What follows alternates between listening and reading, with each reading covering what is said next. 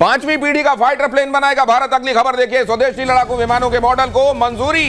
2 engine वाला AMCA multi role fighter jet, advanced medium combat aircraft, stealth तकनीक से lace होगा फाइटर प्लेन, रेडार की पकड़ में नहीं आएगा AMCA। अब ये सवाल ये है कि अगर हम सूर्या बना रहे हैं तो हम इसमें ऐसा क्या कर रहे हैं कि इसके लिए कहीं कोई दूसरा रेडार नहीं होगा? किन किन मायनों में खास होगा ये माशाल्लाह? ऐसा है कि ये जो लड़ाई होती है इसमें एक आप काउंटर क्रिएट करते हैं, उसका काउंटर होता है, फिर काउंटर होता है, ये तो इसी तरह चलता है। अब इस टेक्नोलॉजी के क्षेत्र में आपको आगे रहना पड़ता है। अच्छा, ये बात है। अगर हमारे पास सूर्या है तो हम उनको पकड़ेंगे। सर इसको थोड़ा समझाएंगे, ये जो हमने बनाया है इसमें खासियत क्या है? जरा इसमें बिग वॉल पे डालिए जरा इसको, और आप सर आइए सामने, और अगर आप इसको समझा पाए हमको, ये किन मायनों में खास क्या क्या ऐसा है जो आपको यहाँ दिखाई दे रहा है और आप एक्सप्लेन कर सकते हैं? पहली बात, स्टेल्थ कैसे क्रिएट करते हैं। स्टेल्थ का मतलब आपने बहुत अच्छा समझाया कि इसके ऊपर जब रडार की किरणें पड़ेंगी तो एब्जॉर्ब हो जाएंगी, ज्यादातर इससे जाएंगी। राइट। लेकिन उसके 2 तरीके हैं। पहला स्टेल्थ ज्योमेट्रिक स्टेल्थ होता है। तो पहला इसकी डिजाइन जो आप देख रहे हैं, इसमें ऐसा आपने डिजाइन नहीं देखा होगा जिस तरीके से कोने ऐसे निकले हुए हैं। इसका मतलब जब रडार की किरणें इसके पड़ेंगी तो लौट के वहां नहीं जाएंगी, वो इधर उधर बिखर जाएंगी। इधर उधर अच्छा, इसलिए dispersal of radiation is first technique. अच्छा, ये इसकी सतह को ऐसा बनाया जाता है कि इस पर पड़ने वाले जो रेडियो सिग्नल्स हैं वो वापस वहां रेडार की तरफ ना जाके इधर उधर छितरा जाएं तो पकड़ में आएगा नहीं। अच्छा, और है ज्योमेट्रिक स्टेल्थ। ये ज्योमेट्रिक स्टेल्थ का डिजाइन से होगा, ये डिजाइन हुआ। ठीक है। फिर दूसरा होता है रडार एब्जॉर्बेंट पेंट। ओके। वो पेंट इसमें लग जाता है तो रडार की जो किरणें आती हैं वो एब्जॉर्ब हो जाती हैं। ओके। तो बहुत थोड़ी सी जो वापस जाएंगी, बहुत थोड़ी जाती हैं। नहीं तो इतना बड़ा जहाज होगा तो उसका आना चाहिए कम से कम 1 से 3 स्क्वायर मीटर। अच्छा, रडार क्रॉस सेक्शन जो दिखेगा, लेकिन ये हो जाएगा 0.001, बहुत छोटा हो जाएगा, बहुत छोटा। 1/1000 हो जाएगा। ठीक है। तो ये करता है स्टेल्थ एयरक्राफ्ट। तो जो रेडार पकड़ता है, मान लीजिए स्टेल्थ के जरिए, मतलब उधर से सिग्नल्स आए, रेडार ने पकड़ा, ये समझ लिया अच्छा इस जगह आ रहा है, उससे उसकी रफ्तार वगैरह किधर जा रहा है, डायरेक्शन, वो सब अंदाजा लगा लिया। 2 चीजें होती हैं। आप उसकी रफ्तार पता करते हैं, उसकी दिशा पता करते हैं, उसकी पोजीशन पता करते हैं। अच्छा। लेकिन ट्रैकिंग भी उसी के जरिए करते हैं, क्योंकि उसी पर आप ट्रैक करते हैं। अच्छा। आपकी मिसाइल कहां जाएगी? आपकी मिसाइल वहां जाएगी जहां पर ये सिग्नेचर दिखाई दे रहा है। ओके। लेकिन तो आपने ट्रैक किया, उसको टारगेट किया, उसको क्रॉस सेक्शन में लिया और हिट कर दिया। ओके। अब दूसरी चीज यही नहीं है, एक इसके पीछे अगर आप इंजन बाहर लगाएंगे, इंजन की भी तो वो जाती है, वो जो वोक बोलते हैं हम, वो जाएगी। उसमें गर्म हवा होगी, उसको IR सिग्नेचर बोलते हैं, थर्मल सिग्नेचर बोलते हैं। अच्छा। तो वो थर्मल सिग्नेचर भी पिकअप होगा। तो एक क्रॉस सेक्शन सिग्नेचर हो गया, एक IR सिग्नेचर। IR हो गया। तो IR थोड़े दिन में हम लोग भी समझ जाएंगे काफी ज्यादा। IR सिग्नेचर को भी आप सप्रेस करते हैं, इसका इंजन जो है बाहर उतनी गर्म हवा नहीं छोड़ता है। तो उसके भी लिए टेक्निक लगानी पड़ती है। वो जो मिसाइल जो हीट सीक करके अटैक करती है वो भी नहीं कर पाएगी। ये सबसे, तो ये 5th जनरेशन जो कहा जा रहा है अभी, मतलब जनरेशन वाइज किस तरीके से इंप्रूव हुआ है? 5वें जनरेशन में क्या? 5th जनरेशन में क्या होता है कि इसमें जो एक तो स्टेल्थ होता है, दूसरा इसमें सुपर क्रूज की पावर होती है। इसका इंजन इतना पावरफुल होता है कि ये क्राफ्ट बिना आफ्टर बर्नर के हवा की दुगनी या तिगनी रफ्तार से चल सकता है। बिना आफ्टर बर्नर आवाज की दुगनी या तिगनी से ओके ये चल सकता है। ये इसकी सुपर क्रूज इसके अंदर पावर होती है। इसका मतलब इंजन बहुत पावरफुल होता है। इंजन पावरफुल है with respect to the aircraft. Okay. उसके बाद इसके जो सामान लगे रहते हैं, जो मार करने वाले, जैसे मिसाइल्स हैं, बॉम्ब्स हैं, वो भी बे के अंदर होते हैं। अच्छा, बाहर निकले हुए नहीं रहते बाहर, क्योंकि सिग्नेचर देंगे, रडार सिग्नेचर। अच्छा। जितना बाहर निकला हुआ होगा रेडार को उतना सिग्नल मिलेगा कि वहां से रिफ्लेक्शन होगा, से भी जाएगा। तो बे के अंदर रहेगा, जैसे वो पहिए अपने अंदर समेट लेता है, उसी तरीके से वेपन अंदर समेटे होगा। तो ये एक बात और होगी।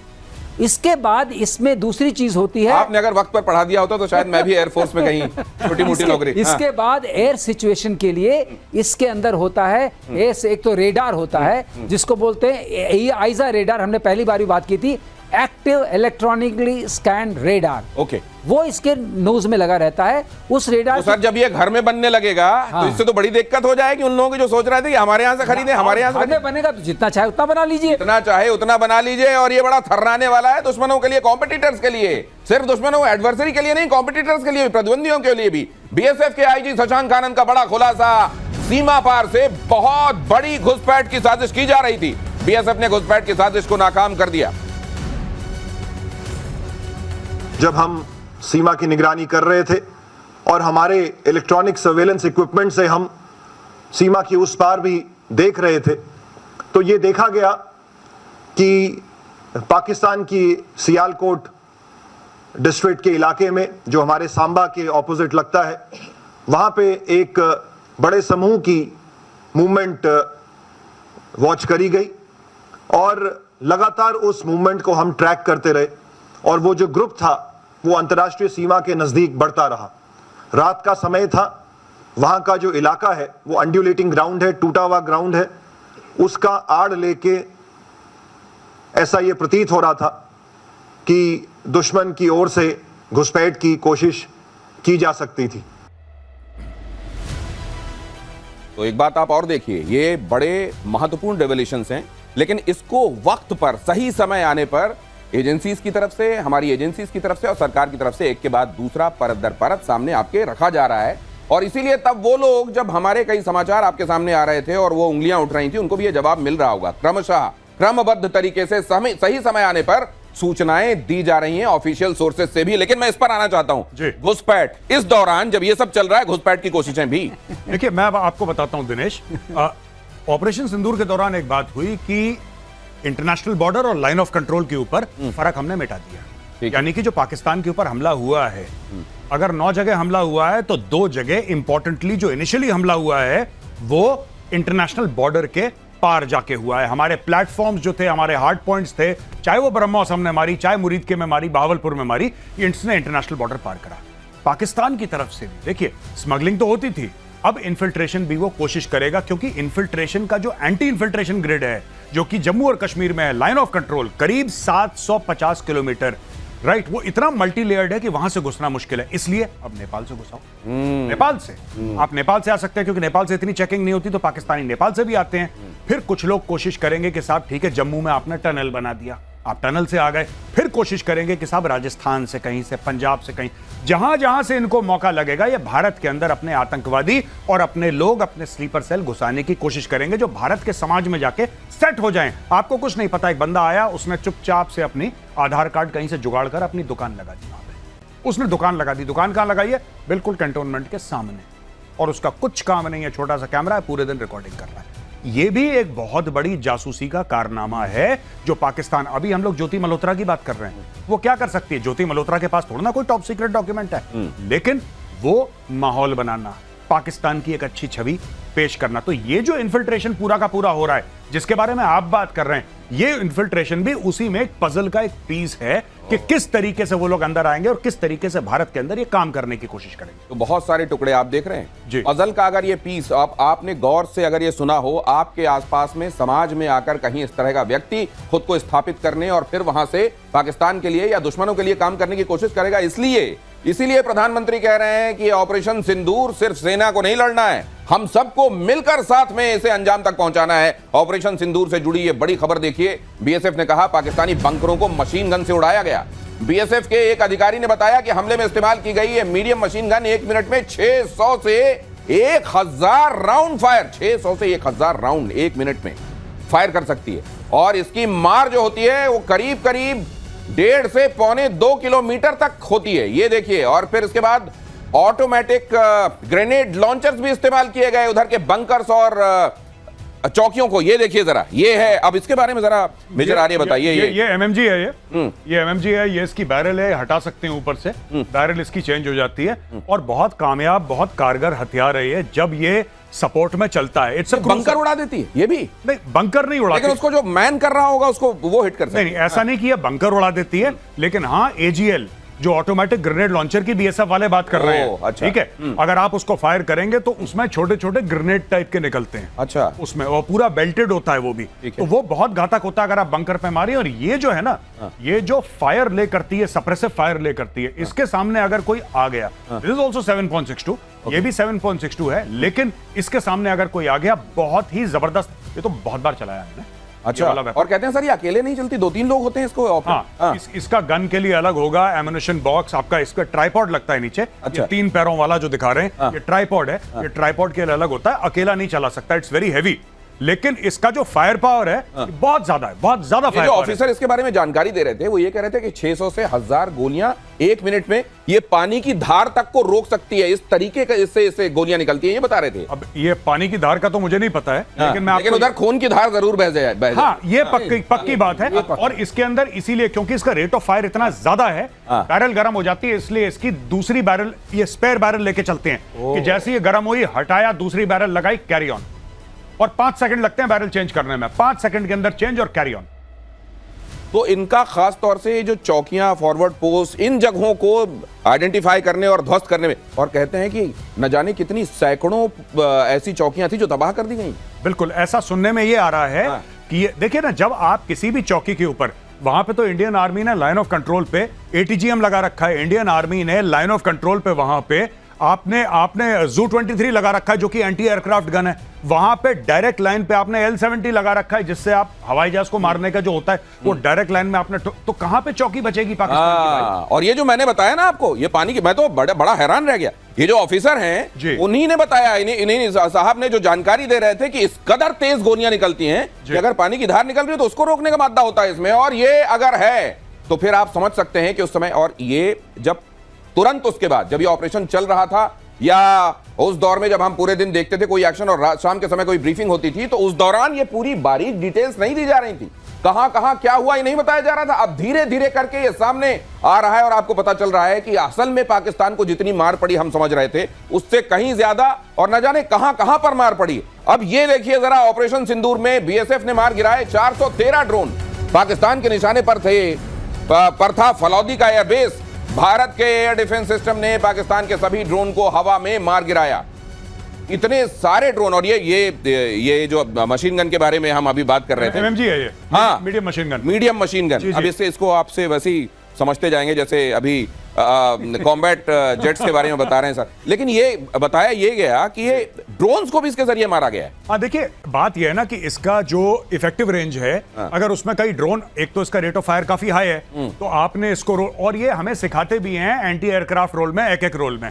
अब इससे कोई 4th जनरेशन या 5th जनरेशन फाइटर प्लेन तो नहीं गिरने वाला इससे, लेकिन हाँ, ड्रोन्स आर स्लो मूविंग। अगर स्लो मूविंग ड्रोन है या कोई भी ऐसा ऑब्जेक्ट है जो सामने से आ रहा है, एरियल थ्रेट है, और ये इसकी जद में आ गया, तो ये इसको निपटा देगा। दिनेश, ऐसा है कि जब हम निपटाते हैं, मैंने आपको एक बार पहले भी आपको शो बताया था कि जो जितने का टारगेट है, जितने पैसे का, उसको उतनी, अब ये अगर वो आपने $1000 का ड्रोन भेजा है मेरे पास जिसका दाम 80,000 90,000 है, तो मैं उसको अपनी एक गोली से मारूंगा ना। नहीं, ये ₹2 वाली परिभाषा सर की बढ़िया है, उसमें अच्छे समझ में आएगा कि अगर ₹100 का उधर से कोई मान लीजिए एरियल थ्रेट आता है तो इधर से ₹2 वाले हथियार से उड़ा देना चाहिए, तब तो पैसे वसूल है। तो ये अपना किया, ऊपर किया और मारा, लेकिन एक अस्त्र की बात नहीं हो रही जो कि शायद चला था। अच्छा, लॉइटरिंग म्यूनिशन है नागास्त्रा 1।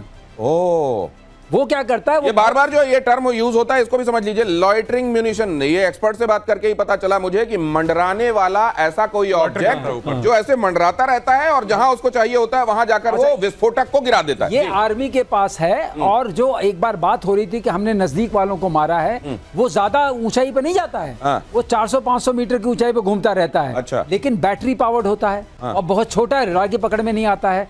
और जहां उसको आपने GPS की पोजीशन दी या आपने उसको रेडार वाली पोजीशन दी, वो वहां आराम से घुस गया, गई वो चीज। तो ये आप कह रहे हैं कि इस तरह की बहुत सारी, और बहुत सारा स्ट्रेटेजिकली हमको रिवील भी नहीं करना है, तो बहुत कुछ ऐसा है जो अभी आप चिंता मत कीजिए। ये सब रिवील है दिनेश, चिंता। अरे इतने में हालत खराब है तो जो अभी रिवील नहीं किया गया। देखिए, रक्षा मंत्री राजनाथ सिंह ले सकते हैं बहुत बड़ा फैसला, सुरक्षा के लिए इनवार मिसाइल का ऑर्डर। अब ये क्या है सर, बताइएगा जरा।